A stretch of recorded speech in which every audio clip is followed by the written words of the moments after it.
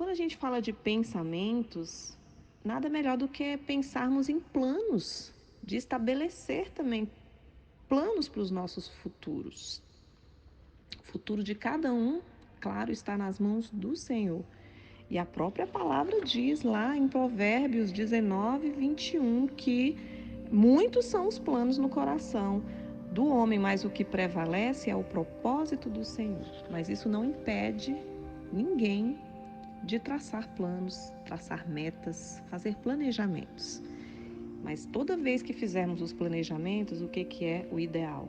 Colocar diante do Senhor, pedir o aconselhamento do Senhor, orar para que essa seja feita também, essa seja a vontade do Senhor em cada plano, em cada objetivo, em cada sonho que temos. Deus, ele permite que muita coisa se realize em nossos caminhos, ele nos dá de presente a concretização de planos que pensamos, que firmamos, que traçamos. Amém? Ele estabelece os nossos planos, ele faz tornar realidade quando eles trazem bênçãos para nós. E nesse meio tempo, Deus nos livra do mal, ele nos sustenta e nos guarda, assim como está lá em Salmo 91. Ele te guardará de todo o mal, guardará a sua alma, a tua entrada e a tua saída. E também Deus muitas vezes tolera as nossas birras momentâneas ou duradouras, as nossas reclamações. Melhor agradecer quando pensar em reclamar, quando já tiver reclamado, pedir perdão ao Senhor e agradecer pelas coisas que já temos, não pelas que ainda não temos. Né? Não reclamar, eu digo, pelas que ainda não temos, mas também, por que não agradecer pelas coisas que ainda não temos e pela nossa fé, se for na vontade do Senhor, elas se tornarem realidade.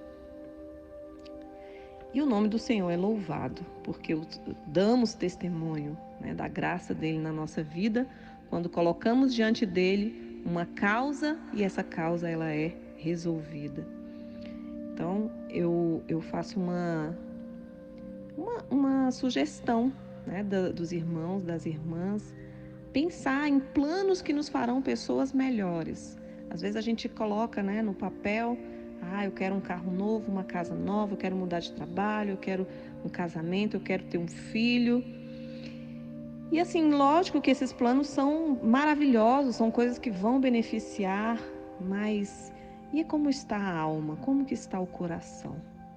Será que se você ganhar uma casa nova, tiver um filho, conseguir um trabalho, você vai ser uma pessoa melhor financeiramente, né? E como ter um bem, certamente vai passar a ser melhor. Mas como está o coração, o seu coração e a sua alma perante o Senhor?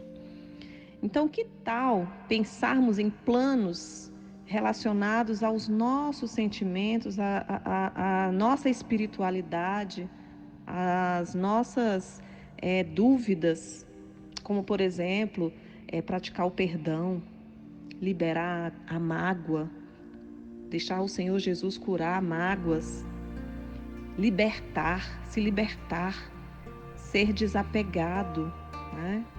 Às vezes as pessoas são apegadas muito a coisas e a outras pessoas também. Ter mais comunhão, desenvolver isso, esse desejo de ter mais comunhão com os irmãos. A palavra diz que como é agradável quando os irmãos vivem em união. E a gente diz os irmãos de casa, familiares, os irmãos da igreja, os irmãos que estão no trabalho. Né? Como é bom e agradável essa comunhão, fraternidade, praticar mais o amor ao próximo. Quem sabe praticar caridade? Por que não? Jesus ensinava, aconselhava tanto os seus discípulos, né, a pregar, a ir pregar o evangelho, a ajudar, que a verdadeira religião é aquela que dá respaldo, que cuida dos órfãos, das viúvas e também dos estrangeiros. Jesus tinha um carinho especial pelos estrangeiros.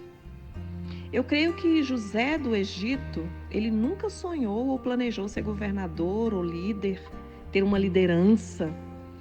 Mas até chegar nesse dia, ele foi moldado. Quem conhece bem a história de José, né, sabe que ele foi moldado, ele foi tratado, ele foi disciplinado, ele aprendeu muitas coisas. Ele aprendeu a ser estrategista, ele se tornou confiável, conselheiro e chegou onde talvez ele nunca imaginou. Aquele sonho que ele teve, que ele revelou para os irmãos dele, né, que todos se curvavam diante dele, até o pai se curvava diante dele. Ele não tinha entendido naquele tempo, mas depois que ele passou por tudo, né, de ter sido vendido, ter sido maltratado, ter sido escravo, e de repente chegou numa posição de governador do Egito. Essa história ela ficou adormecida até que os irmãos dele apareceram. E teve toda aquela sequência de fatos, né, que a Bíblia explica. E José dizer assim: aproximai-vos de mim. Eu sou José, o vosso irmão que vendeste para o Egito. Então, naquele momento, todos, né, compartilharam, tiveram comunhão. Aquela família que estava separada, ela foi unida. Aconteceu meio que algo difícil, penoso, mas depois tudo cooperou para o bem. Deus no controle o tempo todo. Então, o plano de Deus é certo, o plano de Deus é eficaz. E ele é poderoso para cumprir a palavra dele. Ele é absolutamente justo e poderoso. Por isso os planos dele são bem-sucedidos. Então, toda vez que tivermos que traçar metas, planos, fazer, né, ter sonho, nós temos sonhos e queremos que se tornem realidade, coloquemos diante do Senhor em primeiro lugar. Amém? José era um homem temente a Deus. Deus conhecia o coração dele. E ele passou por toda aquela situação, mas Deus estava com ele o tempo todo, o livrou do mal, o guardou, o separou. Ele era separado desde o ventre, assim como eu, assim como você. Nós somos separados.